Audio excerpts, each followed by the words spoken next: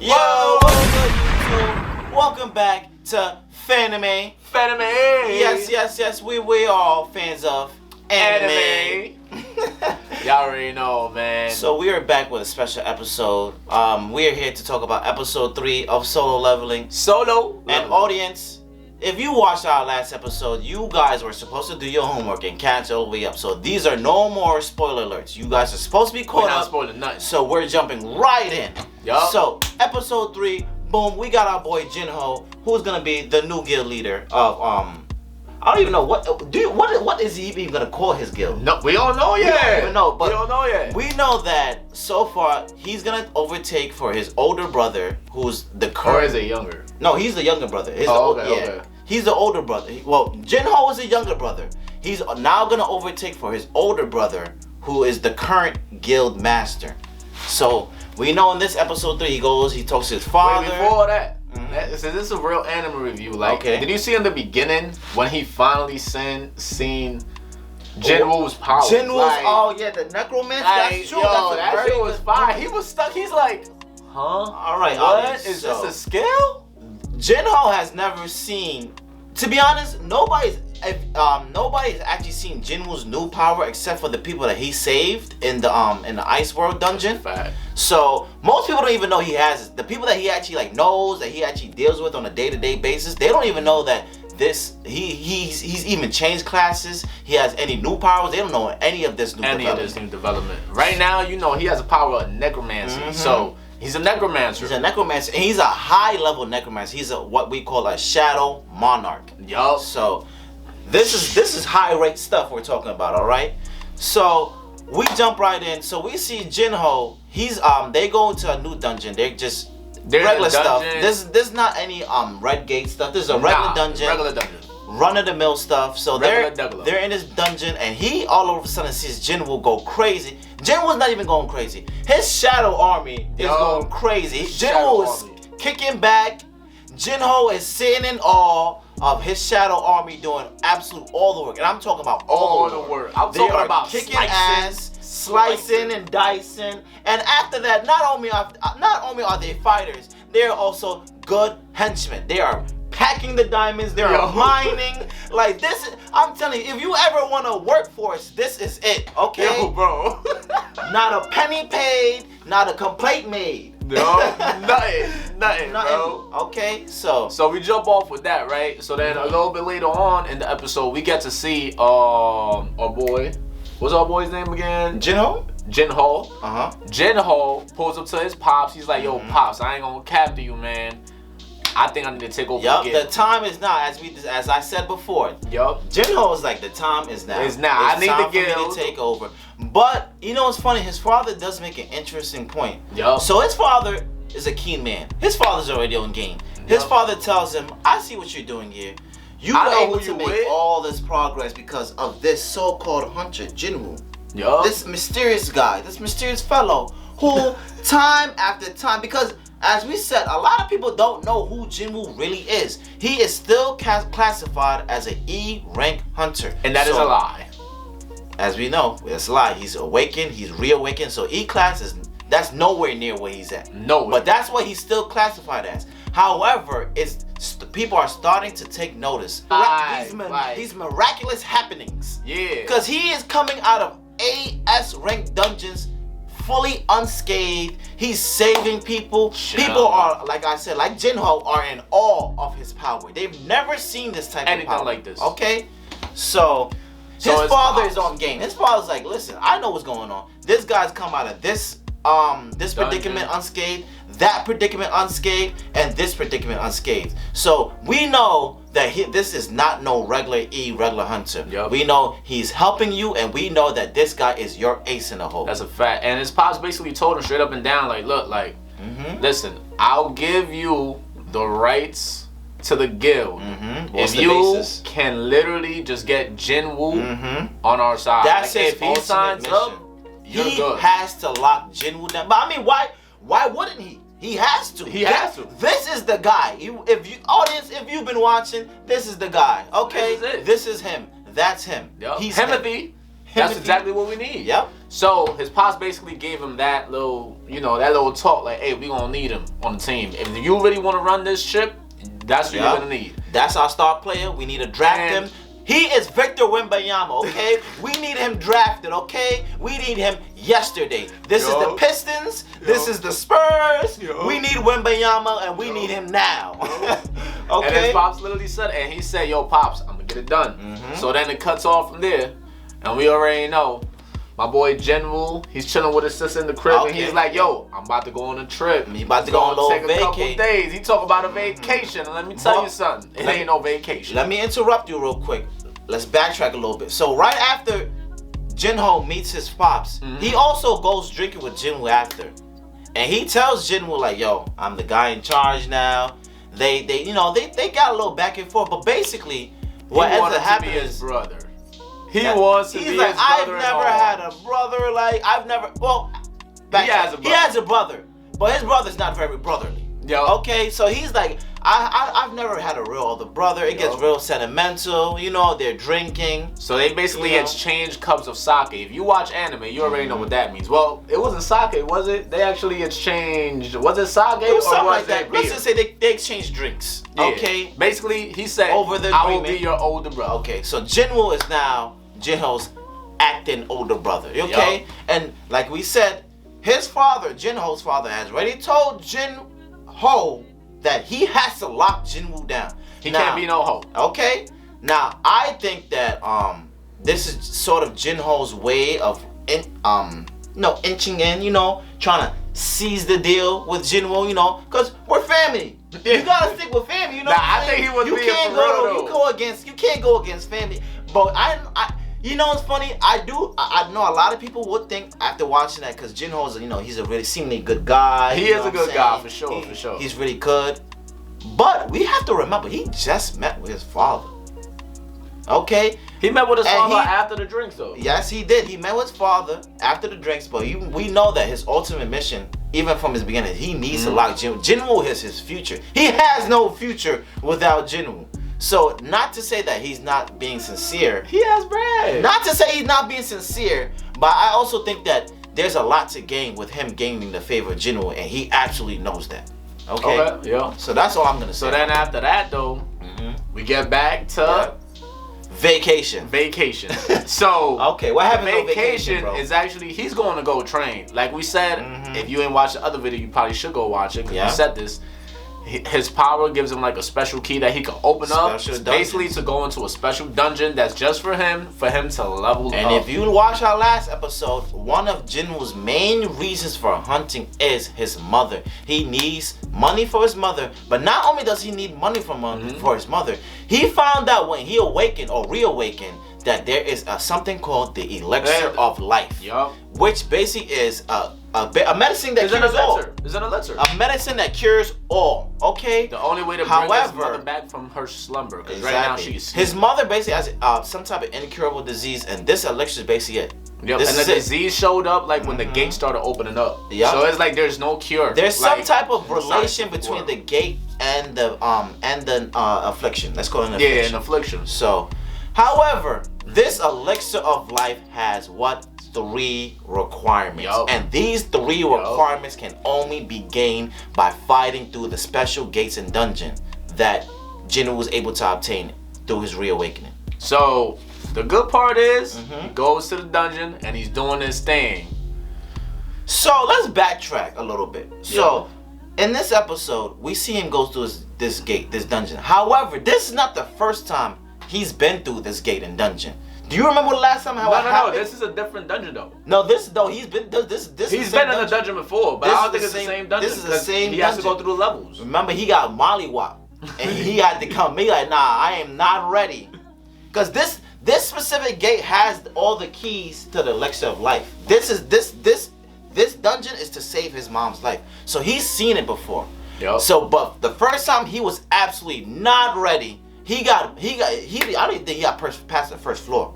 Okay, so he had to go back. He had to retrain all that. He comes back. He's like, yeah, I feel like I'm ready. He says it too. He's like, yeah, I think I'm ready now. He got more soldiers. Lo and behold, our boy is not lying. But Come to find out, this dungeon has 100 floors. 100 floors full of treacherous monsters, demons. Oh my God. I'm talking about demons on top of demons on top of demons. And the demons have demon bosses who have demon bosses. But man, our boy Jin Woo is the bossiest of all bosses, okay? When I tell you, he starts running through these demons like they are ants. Okay, he's slicing them up, slicing and cutting dicing. Up, okay, slashing and hashing. The hash-slinging slasher. Cause let us remind you that he's doing this with a dagger. He's not doing this with a sword. He's doing this with dagger. Okay, he is slashing and hashing. He is the hash-slinging slasher in his book. Okay. Yup. So let's fast forward. He gets all the way through 75 floors, 75%. 75. But what happens? 75. What happens? He runs out of food. I'm done. There's only so much supplies you can bring to a 100-floor dungeon. Yup. Okay. It takes time. So he runs out of food basically, and he's like, "Yo, it's time for me to go." But by the end of his quest, though, he ends up getting basically 2 ingredients to the elixir of life. So he's only missing 1 more. 2/3, which is very important because not only is he 2/3 all the way throughout the dungeon, he's also 2/3 away to the elixir of life. So that means basically the next time he goes back to his dungeon, it's go time. Yeah, it's go time. This is it. So that's the end that there. Because believe it or not, something crazier happens this episode. Something way crazier. Way crazier. Take it off, my boy. What happens? Bro. Tell the people what happens. So we go to the jail cell. Fast forward, we in the jail cell, and it turns out that they found this man that's been there he's been stuck in a dungeon for 10 years. This rugged, we talking about stocky, Goku, black Goku looking guy. Brody looking at. Okay, but let's tell people, he wakes up in America. Yup. We're not in Korea no more. We are in the United States, okay? And he comes out of some tunnel, awakens out of some dungeon somehow, and he tells the Americans, "Yo, I've been in a dungeon for motherfucking 10 years." 10 years. 10 years. 10 years. 10 years in a decade in this dungeon. But it gets even crazier. What happens, bro? It gets even crazier. Somehow, some way, I don't know if I'm pretty sure he gets to Korea, right? Yeah, they transform. So he's locked up because free me. He can't even speak English. So they find out, he's Korean man. He doesn't speak, so he gets transported to Korea because he tells them somehow with his little bit of English that he's a hunter from Korea trapped in a dungeon. He's been trapped in a gate dungeon for 10 years. So he gets transported back to Korea. He gets transported back, and then we got a fellow. Who is this guy? This op? Yeah. So he's an S-Rag hunter. We already know that Jin Woo killed his brother before. Yep. So if you've been watching, which you guys should have been watching. That's the problem. Y'all don't listen. Y'all been watching? Because you would know this. Yeah. So he walks up in there, and he's basically talking to him and he pulled up talking his shit like, "Hey, guess what? I heard you this guy's father, but guess what? Talking hot. Your son about to be dead." Hold on. Did y'all hear that? Jay might have just spoiled it for you. Dun dun dun. Dun dun dun. This mysterious man tells this S-rank hunter that somehow he's Jin Woo's father. Yup. Dun dun dun. And if you've been following, Jin Woo has lost his father fell off the face of the earth 10 years ago. No one knew where he was at. He doesn't know where his mom. All he knew is that his father was a hunter and he disappeared and he had to become the man of the house. So he doesn't even know. He has no idea that his father's even alive. No idea. And here we are, modern day Korea. He wakes up in modern day United States after 10 years, gets exported back to Korea, and the first person he sees in Korea is his son's #1 biggest op. What do you think happens? Tell him, Jay, what happens? Nah, I want to know what they think. Because I was just saying and say it is. It didn't go how you would think it goes. Okay. That ninja might be S-rank, but he ain't really S-rank because... there's levels to this. It skips, and all of a sudden... We don't even know what happens. We don't even see the fight. We don't even know what happens. We just know up. catastrophic levels of destruction. Destruction. and we just know that this guy's laid out, and Jinwoo's father is the cause. Yup, Jinwoo's father, he mollywopped him, alright? So this is amazing, amazing news, guys, because now we have some type of understanding, some type of remnants of why Jinwoo has all of a sudden become so strong. And now we see his father is crazy strong, OP level strong. Yup, I'm OP. talking about he is wiping the floor with an S level rank hunter who everybody else is scared of, who other S level rank hunters are scared of, and he wiped the floor with him. Yup. So now we have a little bit of understanding. Yup. But with a little bit of understanding comes with what? A lot more confusion. So many questions we have. Dad? Oh, Dad? Who went out for milk 10 years ago? What happened? What happened? What type of gate, what type of dungeon could have kept him for 10 years? It had to be a red gate.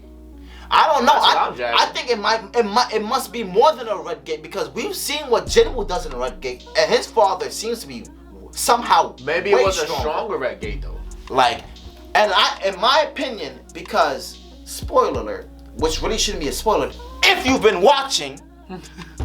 His father says at the end of the episode that these gates are not what we think it is. Yup. There's much more to this. And oh my God, has my mind been running with theories upon theories upon theories. The Pythagorean theorem. So my first theory, I theorize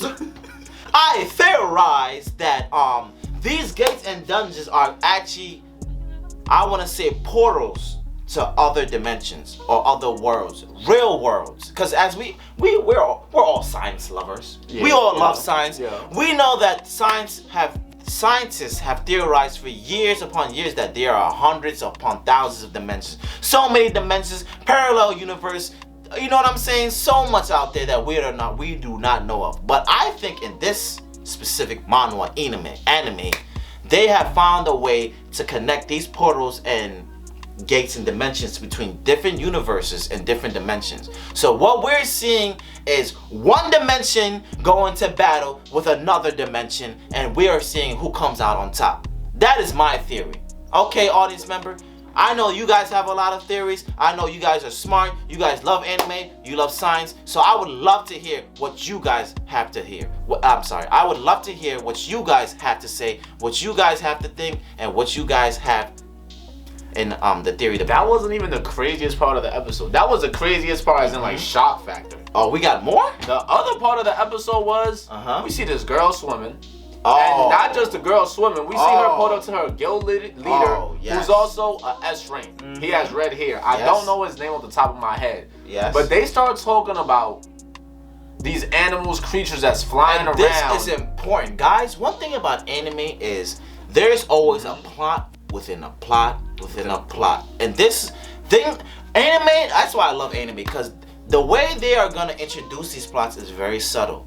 Yup. If you're not watching, if you're not paying attention, you're not even going to catch these things. Because this is important. They talk about somehow creatures, flying ants, being able to fly over distances. They're basically in a whole, they got like a whole, what is it? They got like a whole place, like, in Korea, basically. Like, they basically got a whole place. So they're talking about, like, she talks to the guild master, and he's basically telling her, like, yo, we have not publicized this because we don't want the people to panic.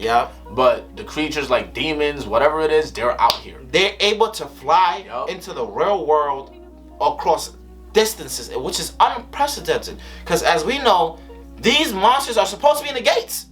They're supposed to be in the dungeons. That's the point. Why are they somehow out in the outside world? Which is why I'm saying, goes back to my theory. These gates and dungeons aren't so much gates and dungeons. I think they are more so portals. More to come. But basically with that, and the ass whooping Jinwoo's father gave at the ending of the episode, that basically comes to the conclusion of this episode. Let us know your theories down below too in the comments section. Let us know what you guys think. Yes, please. Are we, like, I feel like this is going to turn to something. You know, because we know that listen, solo leveling is on the brink of something, and we just don't know what it is. A lot more stuff has to be happening, because he's leveling up, and it's a good thing he want to go level up. Because now with this, we already know. They're more than likely, and now we see why, we're kind of seeing why he has to level up, because like his father said, these gates and dungeons are way more than that. There's more. There's more to the story. Yes, there's more than meet the eye. Yep. Thank you guys for tuning in. We love having you guys here. Make sure y'all like, share, comment, subscribe. And with that, we out. FANIME out.